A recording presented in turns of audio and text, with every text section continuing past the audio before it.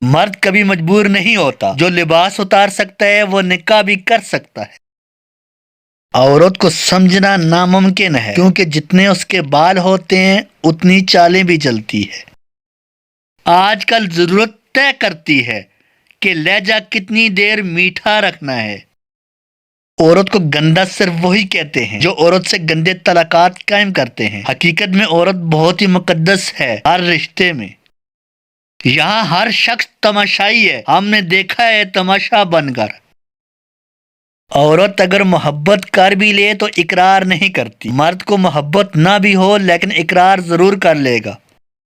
سانپ کا ڈسا ہوا ٹھیک ہو سکتا ہے لیکن عورت کا ڈسا ہوا لا علاج ہے۔ بہن کو پتا ہوتا ہے کہ بھائی کا کس لڑکی سے چکر ہے لیکن وہ اس تعلق پر مسکرا دیتی ہے۔ وہ کبھی غیرت کے نام پر بھائی کو قتل نہیں کرتی۔ ہر شخص سچا دوست تلاش کرتا ہے مگر خود سچا دوست بننے کی کوشش نہیں کرتا۔ بھائی بہنوں کی جان ہوتے ہیں۔ اللہ پاک تمام بہن بھائیوں کی جوڑی سلامت رکھے، آمین۔ منافق لوگ دھکا دے کر نہیں، سہارا دے کر گراتے ہیں۔ منافقت کی ہمدردی دشمن کی تلوار سے زیادہ خطرناک ہے۔ معاف ہر بار کرو مگر اعتبار ایک بار کرو۔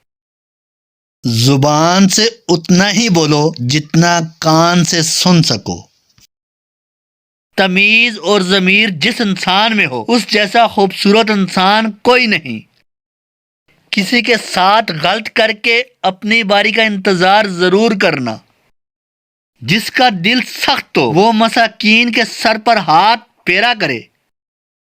باوضو رہنے سے رزق اور عمر میں اضافہ ہوتا ہے۔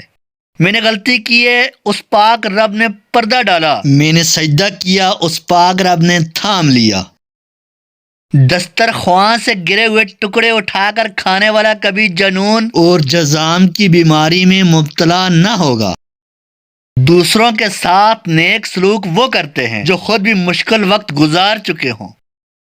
جو اللہ پاک کے دیے ہوئے رزق کو کافی سمجھے وہ زندگی میں کبھی کسی کا محتاج نہیں ہوتا۔ جو چیز یقین کامل کے ساتھ اللہ کے سپرد کر دی جائے وہ کبھی چوری نہیں ہوتی۔ مومن کے لیے ہر وہ دن عید کا دن ہے جس دن وہ کوئی گناہ نہ کرے۔ اپنے نقصان سے ہرگز غمزدہ نہ ہوا کریں، کیونکہ اللہ آپ سے اس وقت تک کچھ واپس نہیں لیتا جب تک اس سے بہتر آپ کو عطا کرے۔ اگر انسان اچھے لوگوں سے بھی ڈرنے لگے تو سمجھ لیں کہ کسی نے اعتبار نہایت سلیقے سے توڑا ہے۔ ایسی عورت سے ہمیشہ بچ کر رہنا جس کی دو چیزیں ظاہر ہو رہی ہوں ورنہ برباد ہو جاؤ گے۔